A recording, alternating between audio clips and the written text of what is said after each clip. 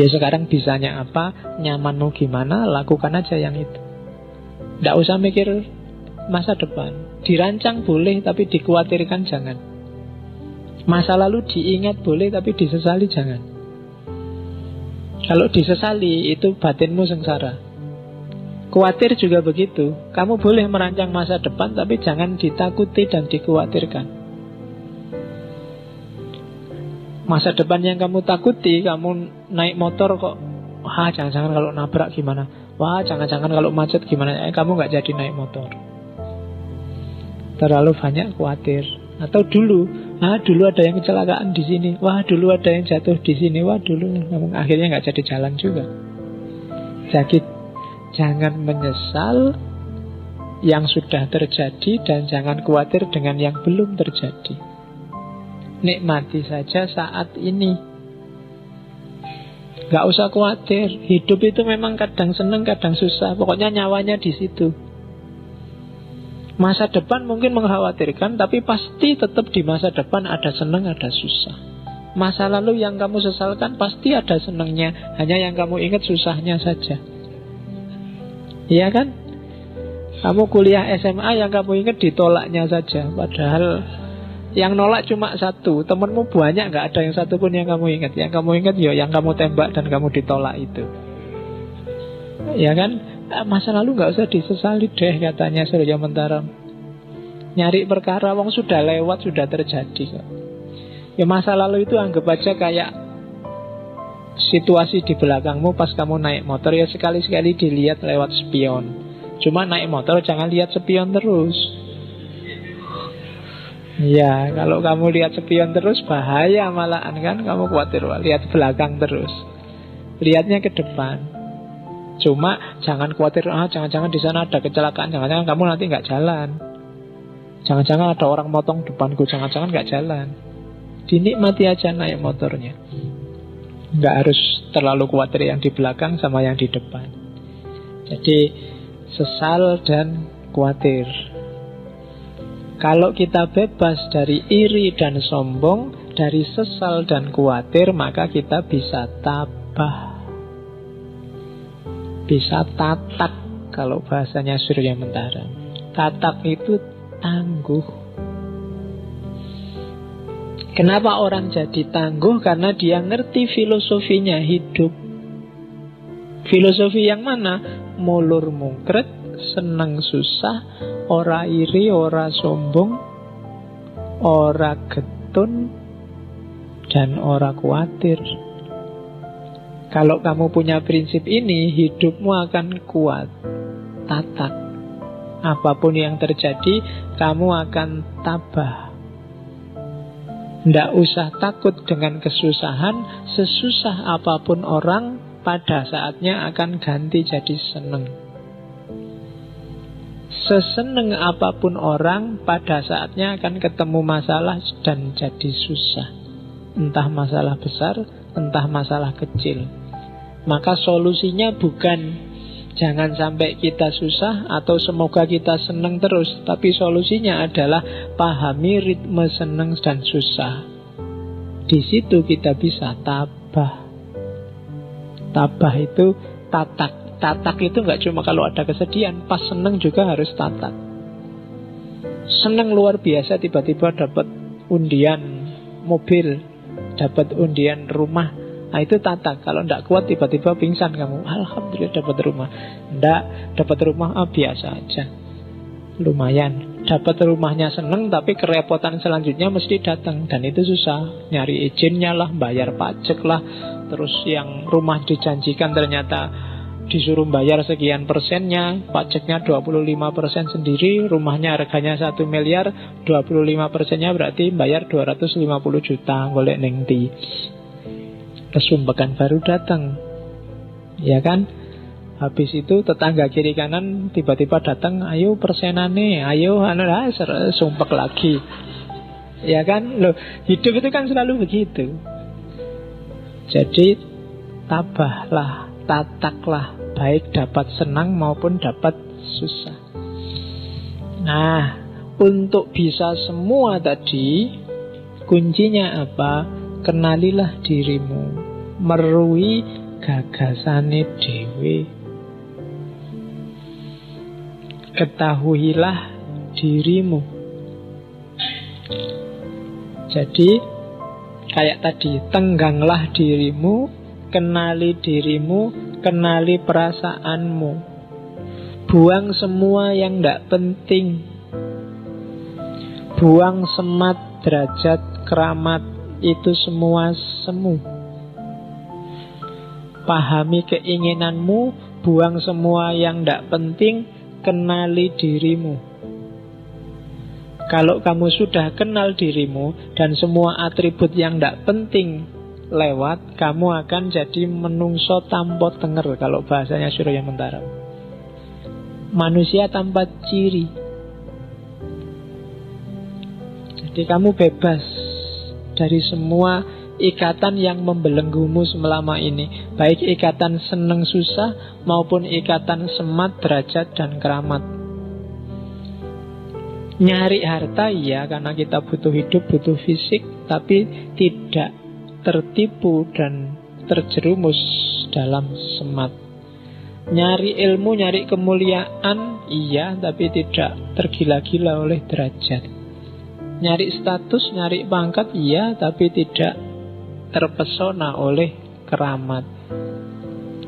Itu anggap aja baju yang sewaktu-waktu bisa ditanggalkan dan tidak penting. Toh tidak pakai baju kamu bisa hidup asal nggak dilihat orang lain. Iya kan, kalau dilihat orang lain yang jadi problem. Nah, kalau bisa kayak gitu, maka kamu adalah manusia tanpa tenger. Kenapa manusia tanpa tenger? Karena semua tenger yang melekat padamu itu sifatnya artifisial, tidak penting. Namamu kan juga cuma simbol saja. Semua gelarmu kan juga simbol. Apakah kamu mahasiswa, apakah kamu anak soleh, apakah kamu takmir, apakah kamu SAG, MAG, MSG. Iya. Kemarin ada diskusi apakah S2 itu gelarnya harus MA, MAG, apa MUD, apa MANU. Tak usulkan gimana kalau MSG aja. Itu dahsyat loh, MSG itu sedikit-dikit tapi dalam jumlah banyak bisa bikin kacau metabolisme tubuhnya manusia. Nah, jadi kalau bisa tidak terikat oleh itu semua, maka kamu jadi manusia yang sejati, manusia yang tanpa tenger. Kalau bahasanya Iqbal, manusia otentik. Itulah dirimu yang sejati, yang tidak tertipu oleh macam-macam, tidak terlalu banyak topeng. Semakin banyak topeng, semakin kamu berat. Misalnya, topengmu dulu hanya mahasiswa, sekarang ada tambahannya, mahasiswa aktivis.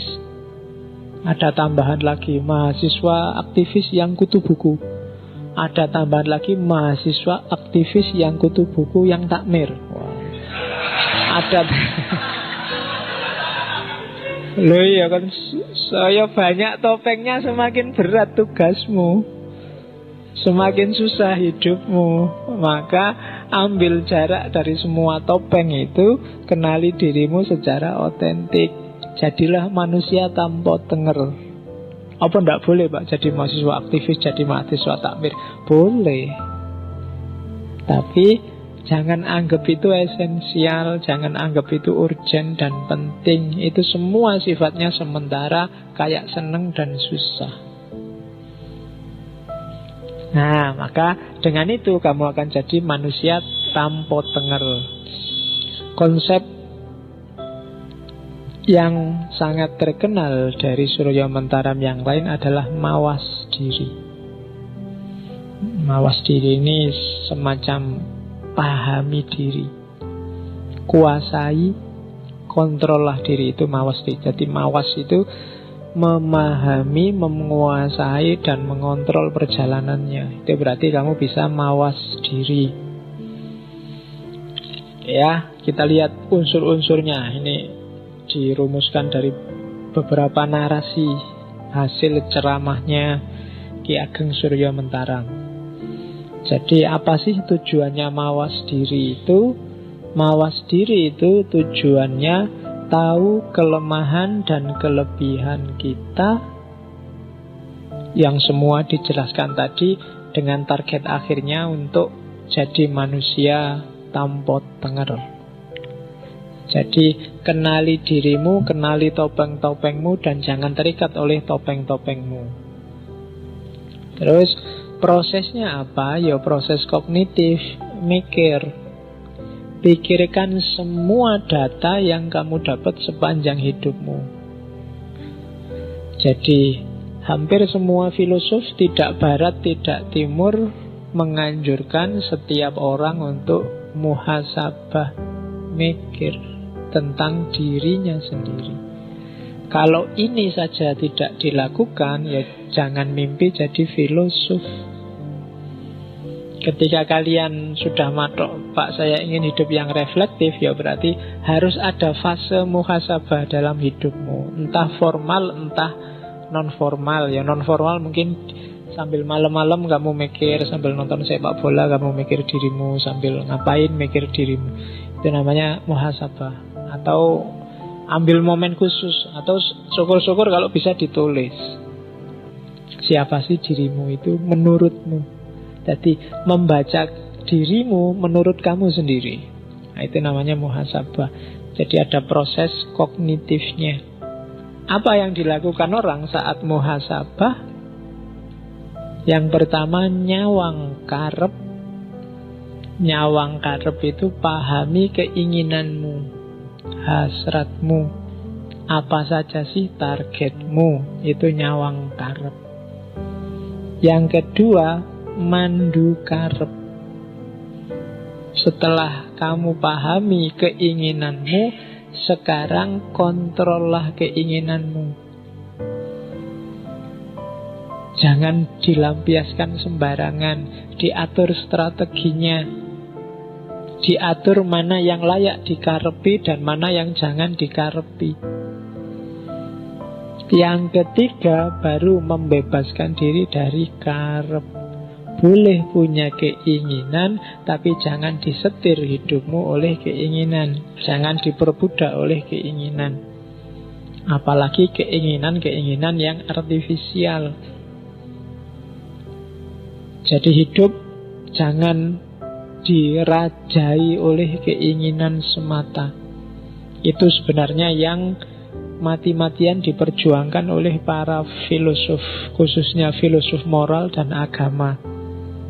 Untuk biar orang tidak disetir oleh keinginannya yang sembarangan.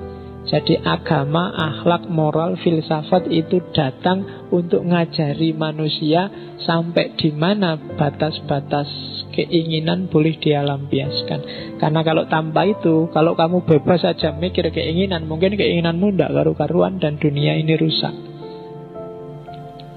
Manusia itu kan bebas hakikatnya, dan dia boleh ingin apa saja kalau cuma ingin loh ya. Cuma sumbernya dunia ini damai, tentram, apa kacau, itu keinginanmu. Dari keinginan muncul perbuatan. Maka pertama-tama kontrollah keinginan dan jangan diperbudak oleh keinginan. Itu mawas diri. Dan dari situlah, yaitu bahasanya strategi, orang akan naik kelas, naik level. Ada gradasinya untuk menuju manusia yang tanpa ciri tadi. Gradasi pertama, kalau istilahnya Surya Mentaram, manusia paling awal itu juru catat. Juru catat itu, kalau bahasanya Mula Sadra, para filosof Muslim biasanya juru catat ini kayak tumbuhan. Jiwa tumbuhan, bayi itu juru catat. Dikasih apa aja masuk. Kayak tumbuhan. Pasif, cuma bisa menerima apa saja. Itu level manusia paling awal. Jadi kayak orang juru catat itu didikte aja. Anak kecil, balita itu kan didikte aja, dia jalan sesuai pendikteannya. Naik makom kedua, catatan. Catatan itu kayak jiwa binatang. Dia sudah mulai bisa menggunakan data yang masuk dalam dirinya. Ini bagian apa? Jadi mulai dipahami.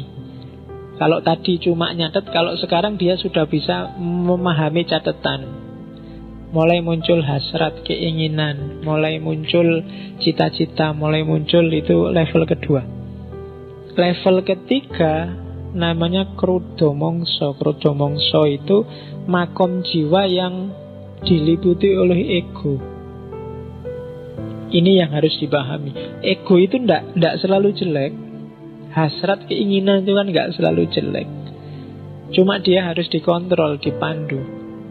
Orang yang ndak bisa ngontrol dan mandu hasrat keinginannya, dan dia disetir terus oleh ini, berarti dia ada di makom krodho mongso, makom egoistik. Dan puncaknya ketika dia bisa membebaskan diri dari egoismenya, dia akan jadi manusia tanpa diri. Dari semua topengnya tadi, dia akan ada di puncak kebahagiaan, yaitu manusia yang tanpa identitas, tanpa tenger, tanpa diri. Disitulah kebahagiaan puncak menurut Ki Ageng Suryo Mentara. Oke, di antara banyak catatannya Suryo Mentara, saya nemu satu teori bagus sebagai penutup. Syaratnya menikah itu, kalau kamu baca, iya, ketoknya lucu, tapi kalau kamu pikir itu dalam loh. Ya kan? Nomor 1,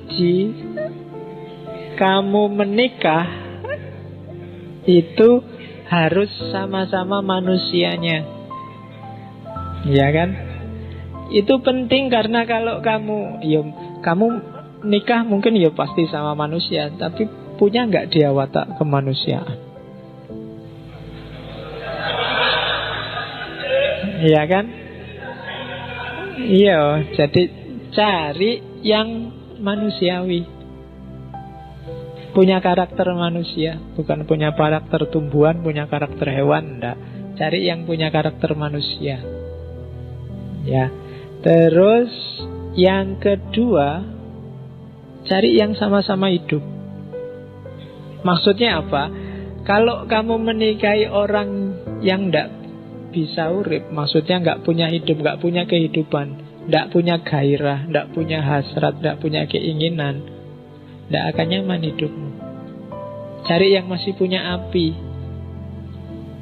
Jangan nikah dengan orang yang putus asa, depresi, stres, nggak punya gairah hidup. Itu susah sendiri kamu nanti. Cari yang urip. Yang keempat, lanang karo wadon, cari lawan jenis. Yang feminin, nyarilah yang maskulin. Yang maskulin, nyarilah yang feminin. Loh, ya, itu tidak harus fisik laki-laki perempuan. Ini mungkin ngomongnya karakter. Kalau kamu feminin, laki-laki kadang juga jiwanya feminin. Kalau kamu feminin, lembut, dapat istri yang juga feminin, lembut, rumah tanggamu anyep. Apa anyep itu? Ya kan, kalau bahasa Cinonya yin dapat yin, itu kacau. Kamu akan tiap hari diem aja, nggak ada ngobrolnya, pokoknya ayo gitu dok. Loh, ya kan? Atau yang dapat yang itu rame sudah, bales-balesan pantun terus tiap hari, rame, nggak enak. Lanang harus dapat wadon. Yang keempat, podo dewasa nih, sama-sama dewasa. Ini nggak perlu tak jelasin kan. Masa kamu nikah sama yang masih anak-anak, masih tidak bisa mikir, ada anak-anak, atau bisa juga masih kekanak-kanaan. Itu juga susah. Kamu harus ngomong meskipun umurnya banyak mungkin. Ya kan, itu juga problem sendiri. Dan yang terakhir pasti sama-sama mau. Mau itu berarti apa? Sama-sama siap secara mental. Kalau enggak juga susah, berat kehidupan perkawinanmu. Oh, itu kalau dibaca sekilas kelihatannya simpel. Podo wonge, podo uripe, lanang entuk wedok, wedok entuk lanang padha dewasane, padha geleme. Tapi sebenarnya filosofinya agak dalam. Itu syaratnya nikah. Selain itu, apakah perlu KUA, apakah harus siri, apakah itu? Jawabannya Surya Mentaram, sak butuhe, sak perlune. Ya kan? Sak cukupe. Kalau cukup teman sak kelas ya cukup, tidak apa-apa. Kalau cukup dengan seperangkat alat sholat ya tidak apa-apa. Kalau cukupnya seperangkat alat sekolah juga tidak apa-apa. Loh ya kan? Selain itu bisa dinego. Cuma yang 5 di atas itu carilah dengan standarmu sendiri, jangan dinego. Kamu nyari yang bukan manusia juga susah, yang satu nggak hidup juga susah, yang sesama jenis itu masalah. Ya kan? Baik lahir maupun batin. Yang masih kanak-kanak juga masalah, yang tidak mau juga masalah. Nah, jadi yang penting gelem, dewasa, lawan jenis, urip, podo menungsane. Nah, itu syaratnya orang nikah. Selain itu standarnya subjektif. Sak butuhe, sak perlune, sak cukupe. Oke, alhamdulillah kita selesai dengan Ki Ageng Surya Mentaram, kebahagiaan. Silahkan diambil yang relevan untuk hidupmu masing-masing. Tidak harus dihafalkan, tidak ada ujiannya. Jadi pakai aja yang menurutmu manfaat untuk hidupmu. Oke, filsafat lembut gaya timur saya kira sudah. Minggu depan kita filsafat yang agak keras. Kita akan ngomong politik. Minggu depan saya awali dari filosof politik Barat Thomas Hobbes. Dia nulis satu buku yang luar biasa, judulnya Leviathan. Leviathan itu makhluk monster yang itu simbolisme negara. Seperti apa pikirannya Thomas Hobbes, yang punya asumsi bahwa manusia itu adalah hakikatnya saling memangsa. Itu minggu depan. Minggu depannya lagi kita akan ngomong filsafat nazismenya Hitler. Minggu depannya lagi kita ngomong Ahkamus Sultaniyahnya Al-Mawardi. Minggu depannya lagi kita akan ngomong Marxismenya Soekarno. Bagaimana gagasan-gagasan politik. Bagi saya 4 ini cara berpikir politik yang non-mainstream. Yang mainstream sudah kita bahas di bagian awal dulu. Ada sosialisme lah, ada yang lain-lain itu yang bisa kita bahas. Hari ini kita ngomong yang non-mainstream, cara berpikir politik yang khas. Termasuk Al-Mawardi yang banyak dikutip orang-orang yang ingin bikin kekhalifahan. Jadi kita lihat seperti apa pikiran-pikiran politiknya. Setelah itu entah bulan depan kita ngomong apa lagi.